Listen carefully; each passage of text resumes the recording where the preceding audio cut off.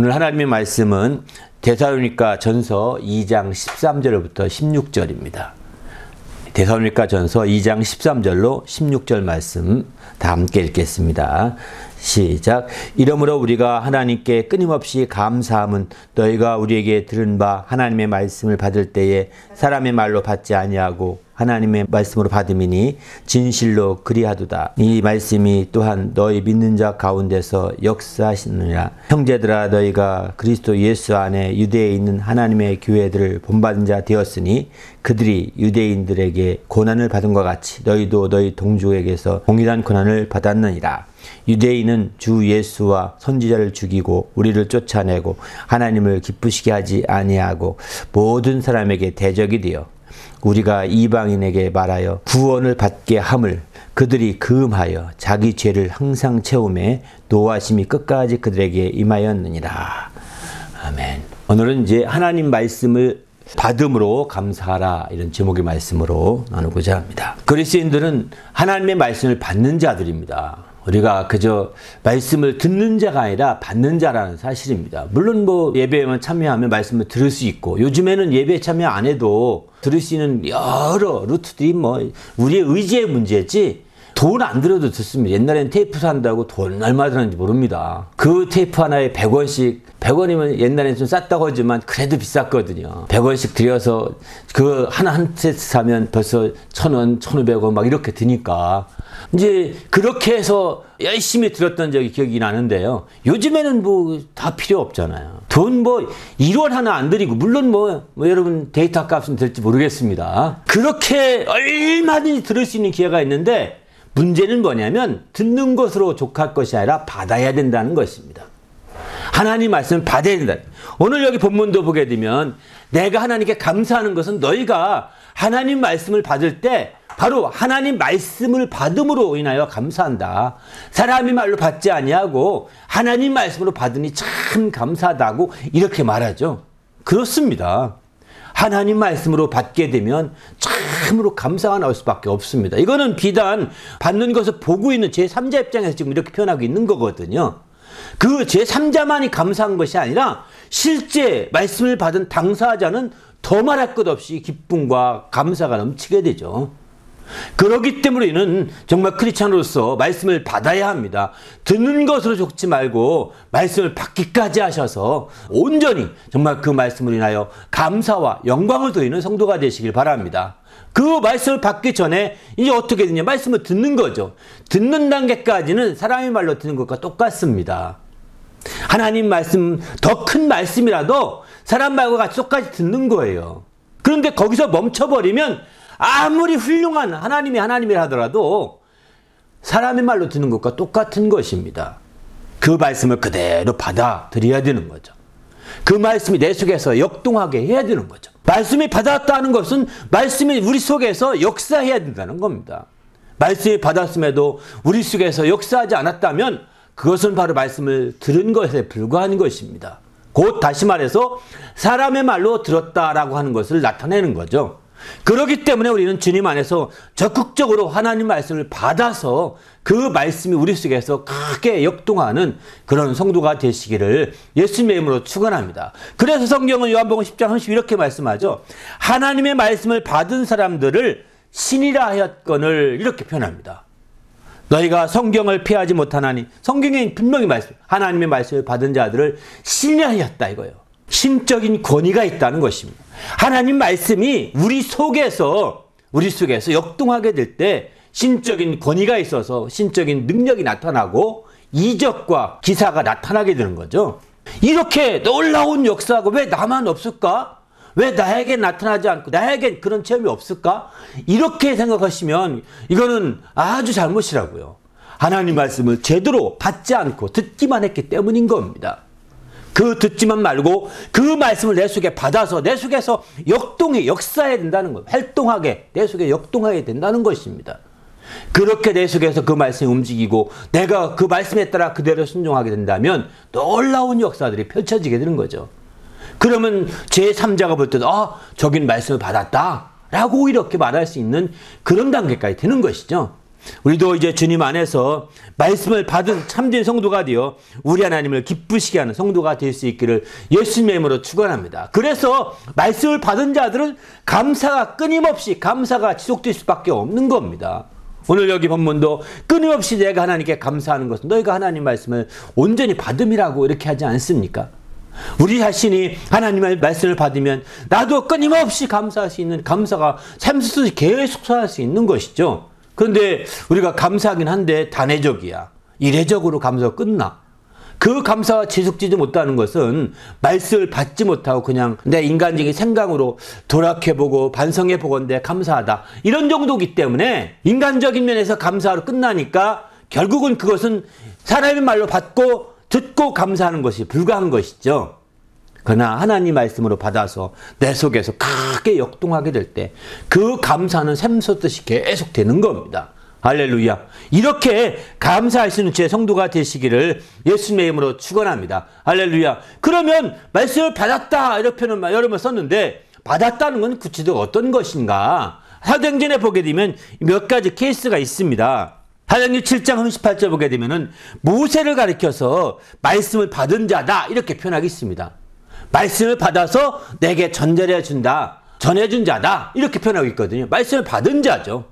또 사도행전 8장 14절에 보게 되면은 이제 사마리아 교회가 하나님 말씀을 받았다 함을 들었습니다.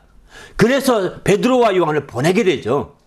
그래서 그들이 가서 안수함에 성령을 받았다 이렇게 했습니다. 이렇게 사마리아 교회가 말씀을 받았다 함을 들었습니다. 말씀을 받은 것은 분명히 드러나는 겁니다. 또 한 가지 사도행전 11장 1절에 보게 되면은 이제 고넬료도 마찬가지죠. 이방인들도 하나님 말씀을 받았다 함을 들었더니 고넬료가 하나님 말씀을 받았다는 얘기를 듣습니다.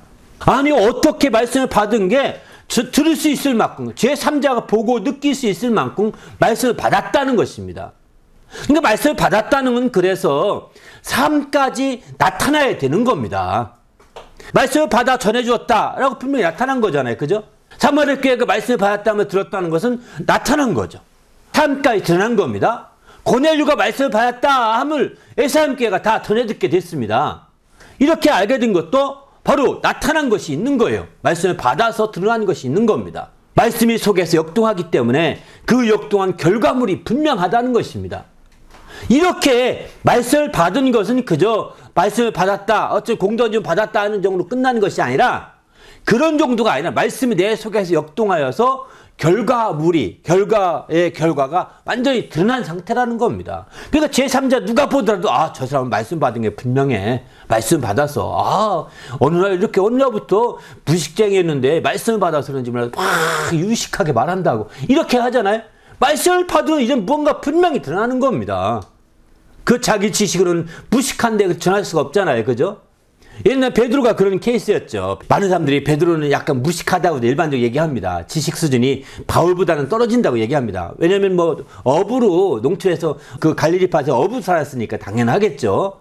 그런데 베드로가 그렇게 그 무식한 자라 성경이 이렇게 표현하는데 무식한 베드로였지만 나중에 증거할 때 보면은요 막 놀랐거든요. 그 뒤에 그들이 말하면 유대인들이 말합니다. 저가 배운 게 없는 걸 아는데 범인으로 얘기하죠. 보통 사람으로 알고 있는데 어떻게 저렇게 됐냐. 베드로는 말하죠. 내가 듣고 보고 받은 것을 내가 전하지 않을 수 없느라 이러지 않습니까? 받은 거죠. 받은 말씀이 있기 때문에 전하는 것입니다.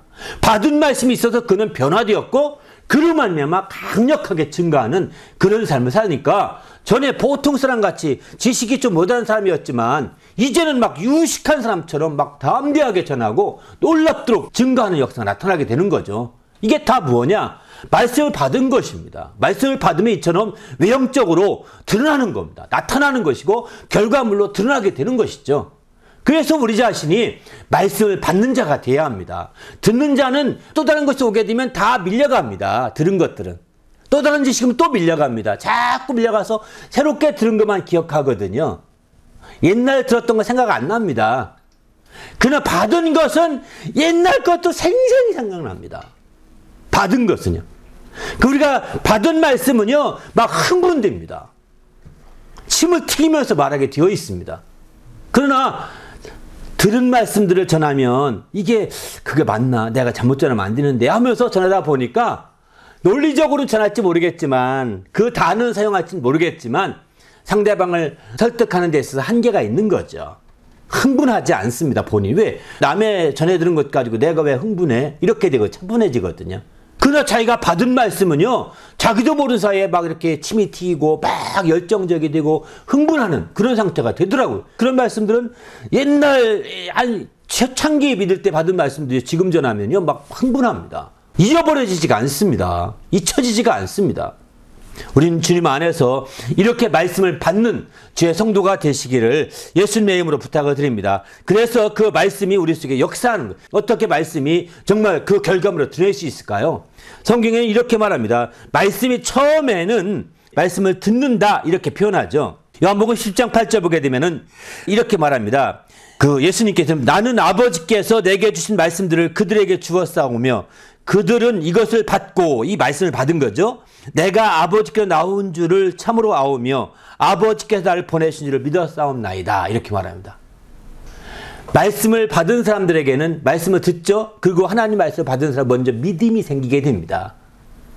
믿어지게 되는 거예요. 말씀을 받은 사람의 말로 들을 때는 안 믿어지는데 하나님 말씀을 받은 사람들은 믿어져요. 믿지 말래도 믿어집니다. 또 두 번째는 이제 히브리서 13, 7절 보면 하나님 말씀을 너희에게 일러주고 너희를 인도하는 자들을 생각하며 그들의 행실의 결말을 주의하여 보고 그들의 믿음을 본받으라 이렇게 말했습니다. 하나님 말씀을 받은 사람들은요, 그 다음에 행실의 종말까지 분명히 나타나기 때문에 그것을 주시해 보고 본받으라 이렇게 말하고 있는 거거든요. 우리에게 하나님 말씀을 전해주는 자, 일러주고 인도하는 자들은 말씀을 받은 자입니다.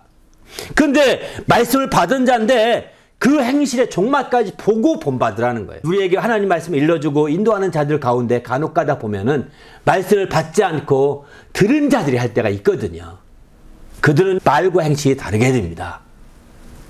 말과 행실이 달라서 이제 그 뒤집어지는 거죠. 그러니까 그들은 본받을 게 없다는 겁니다. 행실의 결말까지 보아야 된다는 거예요. 그러니까 다시 말해서 하나님 말씀을 듣기만 하는 자들은 자기를 속이는 것이다 라고 야고보서 1장 22절을 이렇게 표현합니다.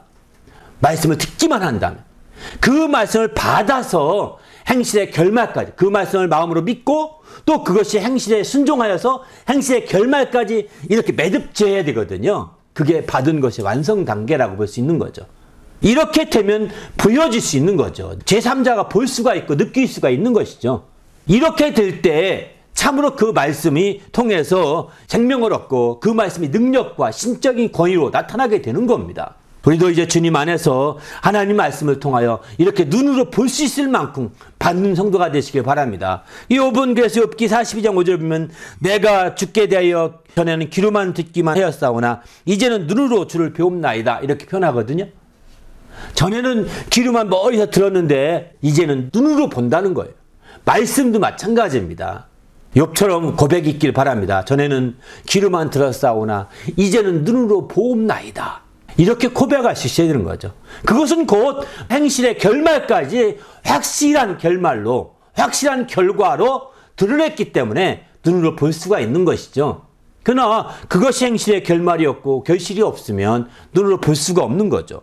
그래서 우리가 이렇게 하나님 말씀을 받게 될 때 우리는 신적인 권위가 나타나게 되는 겁니다. 신적인 권위가 나타나는데 더욱더 감사한 것은 말씀을 듣고 받음으로 이제 많은 30배, 60배, 100배의 결실을 맺는다라고 마가복음 4장 20절 이렇게 말씀하고 있습니다. 좋은 땅에 뿌려졌다는 것은 말씀을 듣고 받아. 여기 듣고 받아 이렇게 여기 아주 표현을 정확히 쓰고 있습니다. 말씀을 듣는 걸로 끝나지 않고 받기까지 할 때 드디어 30배, 60배, 100배의 결실을 하는 자니라. 바로 좋은 땅에 뿌려진 씨앗과 같다는 것이죠. 우리도 말씀을 듣고 받아서 정말 좋은 땅에 뿌려진 말씀처럼 이제 이런 결실이 있기를, 많은 결실을 맺기를 부탁을 드립니다. 할렐루야. 그러면 말씀을 어떻게 받아야 더 합당할까요? 우리가 말씀을 받을 때 기본적인 자세가 있는데 첫째는 성령의 기쁨으로 말씀을 받아야 합니다. 데살로니가서 1장 6절에 보게 되면 이렇게 말씀합니다. 너희가 많은 환난 가운데서 성령의 기쁨으로 말씀을 받아 우리와 주를 본받는 자 되었으니 이렇게 표현하죠. 성령의 기쁨으로 말씀을 받았다는 것입니다.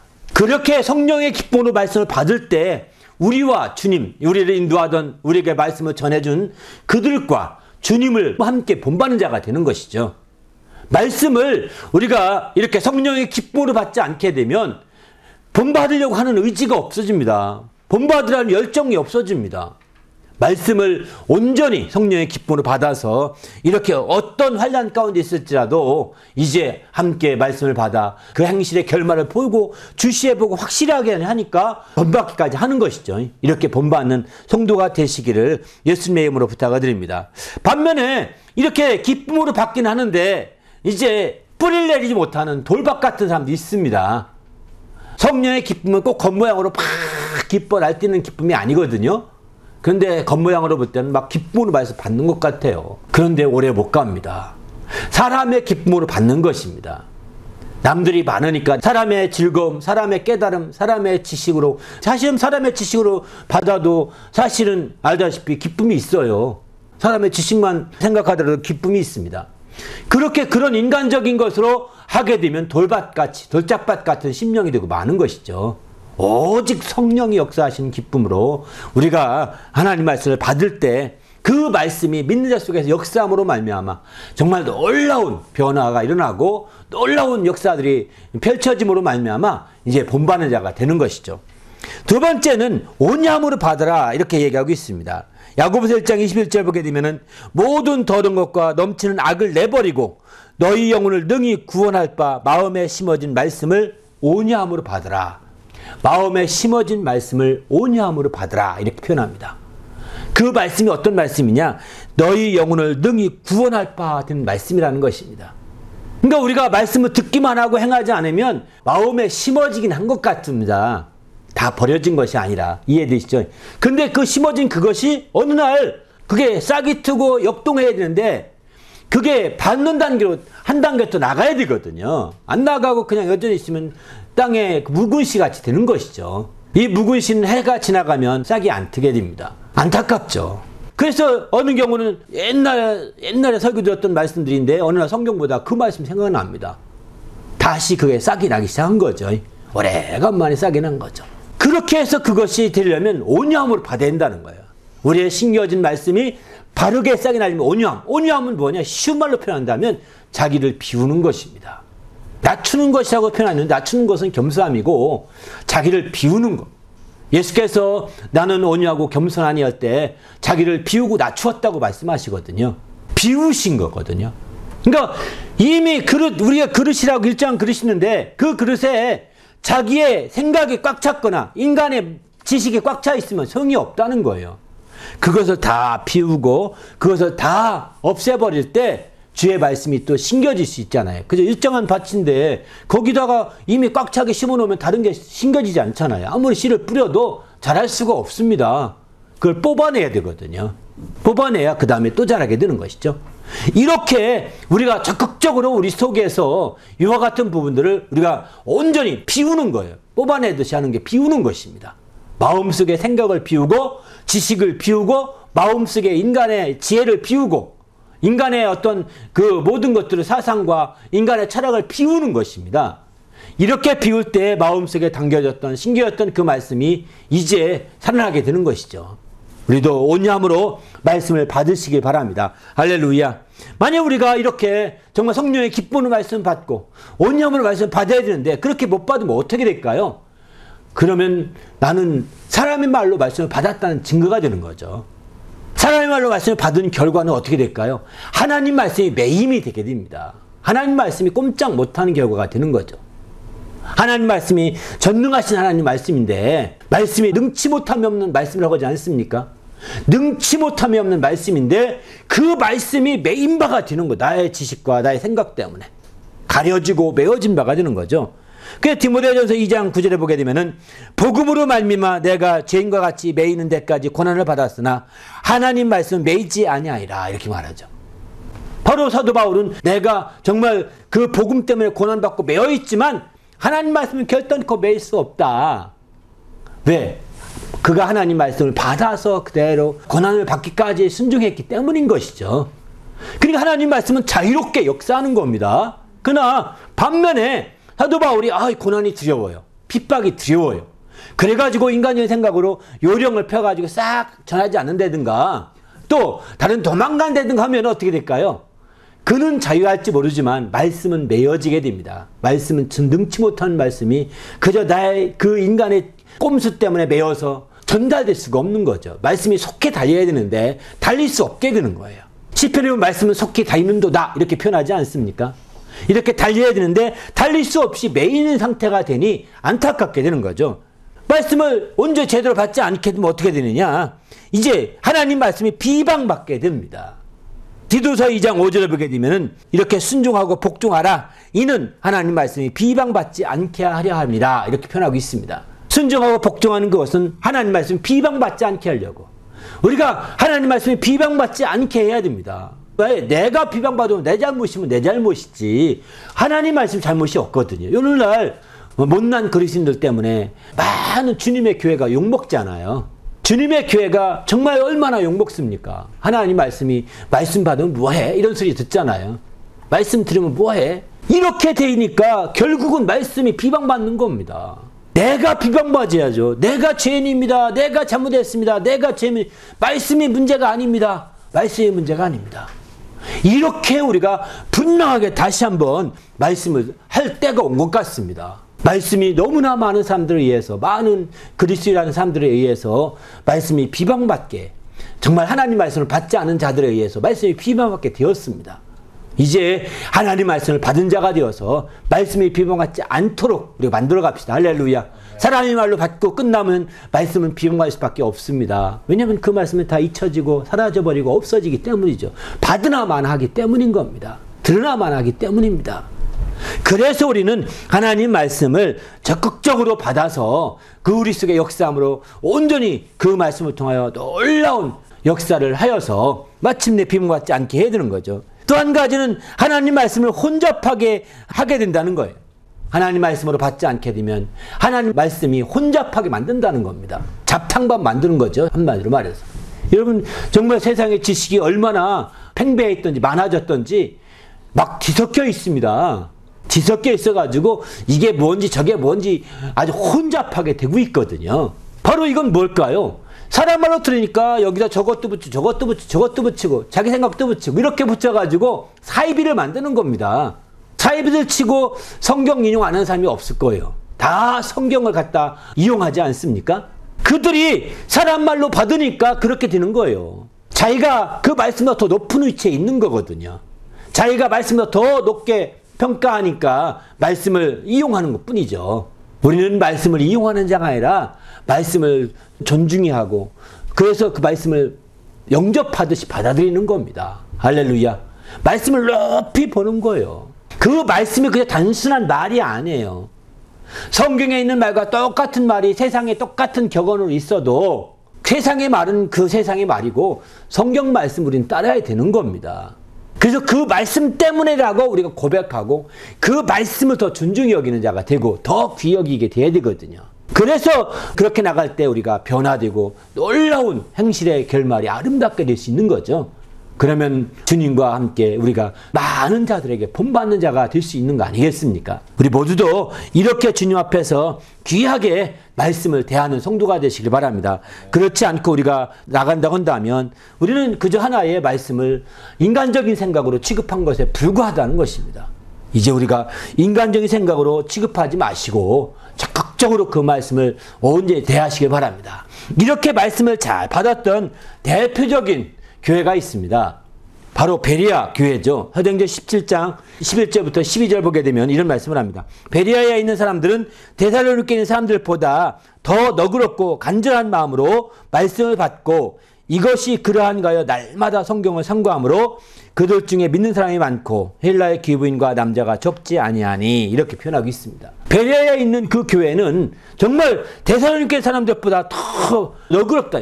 개역성경은 더 신사적이어서 이런 말을 쓰는데 여기선 더 너그럽고 간절한 마음으로 말씀한다는 겁니다.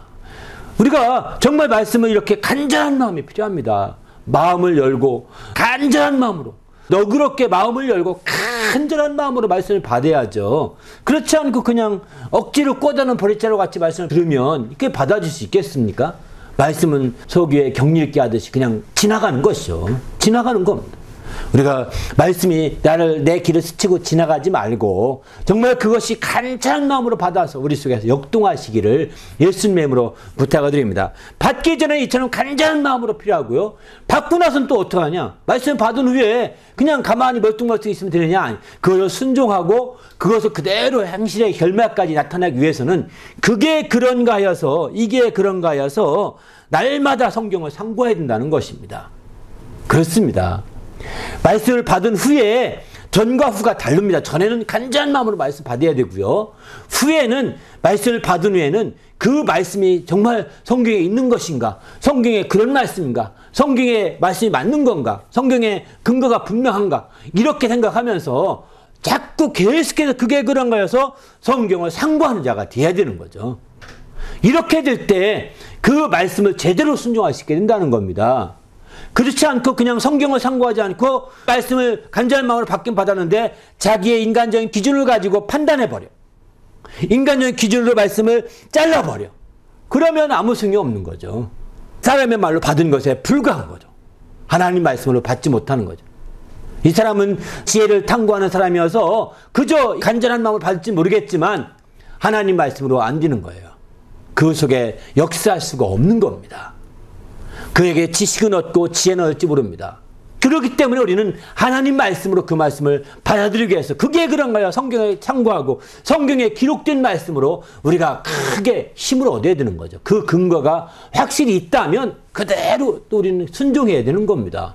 성경에 기록된 말씀이요, 성경에 확실한 뿌리가 있는 말씀이라고 한다면 확실하게 우리가 이제 그 말씀을 온전히 순종해야 되는 거죠. 그럴 때 행실이 변화되는 겁니다. 여러분, 대부분의 설교는요, 보통 우리가 설교를 많이 듣고 성경 공부 많이 하죠. 그러나 성경 공부나 설교는 대부분이 이런 설명이 많이 깁니다. 성경에 기록된 말씀. 그래서 설명이 길기 때문에 그 말씀을 듣습니다. 들을 때 그것이 여러분의 크게 감동이 될 때, 아, 그렇다 느껴진다면 그 다음에는 성경을, 그게 그런 성경을 상고해서 그분이 그런 말 했는데 그 말이 성경에 있는가? 그 말이 성경에 근거가 분명한가? 이것 때문에 상고하는 거거든요. 그래서 성경을 상고해서 분명히 있네, 분명히 그런 뜻이 맞네, 이렇게 확실히 믿으면 그때부터는 순종해야 합니다. 그때부터는 확실히 순종해야 내가 한 단계 변화될 수 있는 것입니다. 많은 사람들이 이 베레사처럼 상고하는 단계가 없이 그냥 듣고 끝나버리는 거예요. 상고하면서 그게 하나님 말씀이요, 성경에 기록된 말씀인데, 성경에 기록된 말씀은요, 마귀의 시험도 이기지 않습니까? 기록되었을 때 사람이 떡으로만 살 것이 아니라 하나님의 변하는 모든 말씀 산다, 예수님 말씀으로 착 물러가잖아요. 기록된 말씀으로 이긴 겁니다. 기록된 근거와 뿌리를 확실히 가져야 되는 거죠. 우리는 성경에 기록된 말씀을 따라서 확실한 정말 성도가 되시기를 예수의 이름으로 부탁을 드립니다. 이렇게 성경에 기록된 말씀으로 확실하게 우리가 말씀을 통해서 새롭게 될 때 우리가 도약할 수 있게 되는 거죠. 그리고 그것으로 말미암아 열매 맺고 또 마침내 신적 권위가 나타나서 본받는 자가 되고 그로 말미암아 감사가 넘치게 되어 있습니다. 이렇게 말씀을 받음으로 감사가 넘치게 된다면 도약하지 않겠습니까? 말씀을 받아서 참으로 깨어있으면 그가 바로 방어신앙에 성공하지 않겠습니까? 우리 모두도 이와 같이 말씀을 받아서 감사함으로 말미암아 방어신앙에 성공하는 주님의 성도가 되시기를 예수님의 이름으로 부탁을 드립니다. 할렐루야. 함께 기도하십시다. 하나님, 내가 온전히 깨어서 주의 말씀을 통해 깨어있게 하시고 주님 말씀으로 우리 심령이 새롭게 되게 해달라고. 어떤 사람들은 성경을 보면서 그 말씀, 기록된 말씀을 보면서 성경이 지혜서니, 성경이 문학서니, 성경이 역사서니 이런 말을 합니다. 과학서라고도 말하는 사람도 있습니다. 성경은 과학서가 아닙니다. 성경은 지혜의 철학서가 아닙니다. 성경은 문학서가 아닙니다. 문학적인 요소도 있고 역사적인 요소도 있고 철학적 요소도 있을지 모르겠지만 그렇게 보시면 안 됩니다. 하나님 말씀이 기록된 성경인 거예요. 그 성경을 우리는 믿고 그 성경 말씀이 분명함을 알고 그대로 우리가 순종한다면 우리는 놀라운 행실의 결말을, 아름다운 결말을 지을 수가 있는 거죠. 우리 모두도 정말 말씀을 받아서 이렇게 아름다운 결실을 이룸으로 말미암아 정말 감사가 넘치게 하시되 성경의 말씀대로 우리가 승리할 수 있도록 인도해 달라고 간절히 합심해서 기도하겠습니다.